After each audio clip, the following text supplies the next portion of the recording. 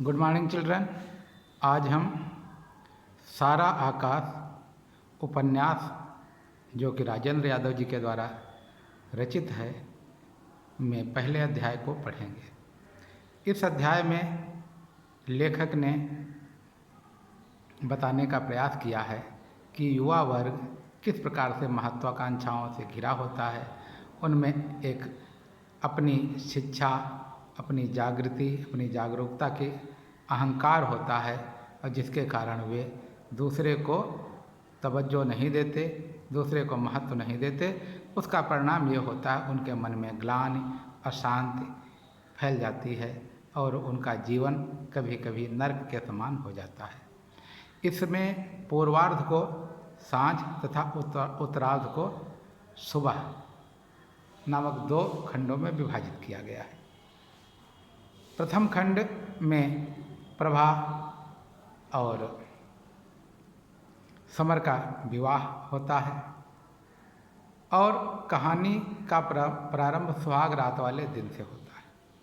सुहाग रात का दिन है और प्रत्येक युवक युवती अपनी सुहाग रात का इंतज़ार करते हैं। उनको लगता है कि सुहाग रात हमारे दो दिलों का मिलन होगा, दो लोगों का मिलन होगा, आत्मिक भावनाओं का प्रकटीकरण हम लोग करेंगे और हमारा कितना अच्छा सुखद जीवन होगा। ऐसी अनेक प्रकार की सुखद कल्पनाएं, सुखद अनुभूतियाँ हृदय में होती हैं। लेकिन यहाँ पर प्रभा और समर दोनों का दुर्भाग्य है, क्योंकि जिस दिन प्रभा विवाहित होकर के दाम्पत्य जीवन में बंध करके समर के घर पर आती है, उसी दिन उसके मकान के सामने सांवल की पत्नी सांवल की बहू मिट्टी का तेल डाल करके जल जाती है। वो आत्महत्या करती है अथवा उसको जला दिया जाता है। यहाँ पर यह बात स्पष्ट नहीं की गई। यह बात जब प्रभा को पता लगती, प्रभा हाई स्कूल तक पढ़ी, योग्य लड़की है, अतीव सुंदरी है और वह मानसिक शारीरिक दोनों रूप से स्वस्थ है और परिपक्व है। वह सोचती है कि उसका विवाह होकर के जिस गांव में आया है, जिस शहर में आया है, वहाँ के लोग कैसे हैं जो निर्ममता पूर्वक या तो लड़की को जलकर मरने के लिए विवश करते हैं अथवा उसको जलाकर मार देते हैं।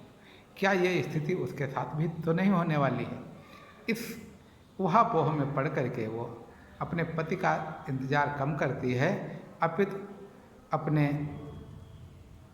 कमरे के, जहाँ उसे कमरा बताया गया, उस कमरे के झरोखे में खड़ी होकर के खिड़की को पकड़ करके और यही उदासीन भाव से सोचती रहती है, कैसा मेरा भविष्य होने वाला है, भगवान ने मेरे साथ में क्या अच्छा व्यवहार किया है जिसके कारण आज हमें ये दिन देखने को पड़ रहा है। हो सकता आज सांवल की बहू ने मिट्टी का तेल डाल करके आत्महत्या कर ली है, कल हमको भी ऐसा अवसर न आ जाए। इसलिए वो बहुत ही ग्लानि से भरी हुई, बड़ा दुख से भरी हुई उस गली की तरफ टकी लगा करके देखती है। वो ये नहीं जान पाती है कब समर आया और कब समर गया, और ये भूल जाती है कि आज उसकी सुहाग की रात है। आज वो अपने पति से प्रथम मिलन के लिए आई है। प्रथम मिलन होगा, आनंद की अनुभूति होगी। आज उसे आनंद काफूर हो गया है, गायब हो गया है। आज उसके मन में ग्लानि, दुख और बहुत हृदय में हलचल मची हुई अशांति है। प्रभा अशांत है तो खिड़की को पकड़ करके खड़ी हुई है, लेकिन समर अशांत नहीं है। समर अपनी पत्नी से मिलने के लिए उत्सुक है। वह कमरे में जाता है, कमरे के दरवाजे पर खड़े होकर के कुछ पलों तक प्रभा के आने का इंतज़ार करता है। वो सोचता है प्रभा आएगी, हमारा स्वागत करेगी, गर्मजोशी से स्वागत करेगी, मैं भी उसका स्वागत करूंगा और दोनों से हृदय की बातें होंगी। जो दिल में छिपी हुई दोनों की कल्पनाएं हैं कल्पनाओं को साकार करेंगे। दोनों एक दूसरे से मिलेंगे, परिचय करेंगे और एक सुखद अनुभूति होगी, अच्छा माहौल बनेगा। लेकिन प्रभा जब उसे रिसीव करने के लिए, स्वागत करने के लिए नहीं आती है तो वो बहुत दुखी होता है सदा, तथा उसका स्वाभिमान जाग जाता है कि देखो ये कैसी लड़की है जो हमको स्वागत नहीं कर रही है।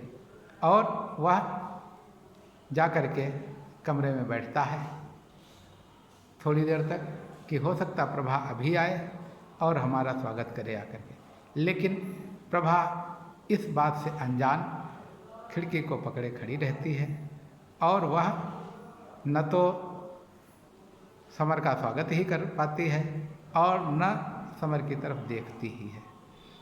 समर कुछ देर तक बैठा रहता है और वो धीरे धीरे गुस्से से, अहंकार से आग बबूला हो जाता है कि ये कैसी नालायक लड़की अपने को इतना ज़्यादा स्मार्ट मानती है, खूबसूरत मानती है और इतना ज़्यादा पढ़ी लिखी मानती है कि वह उसका स्वागत नहीं कर रही है। इतना अभिमानी नहीं है, उसके अभिमान को वो चूर चूर कर देगा और नाराज़ होकर के वो कमरे से बाहर चला जाता है और जा कर के अपने परिजनों के बीच में ज़मीन पर, छत पर सो जाता है। इस प्रकार से यह पहला अध्याय समाप्त होता। धन्यवाद बच्चों, इसे पढ़ोगे और इस पर आधारित प्रश्नों को करने का प्रयास करो।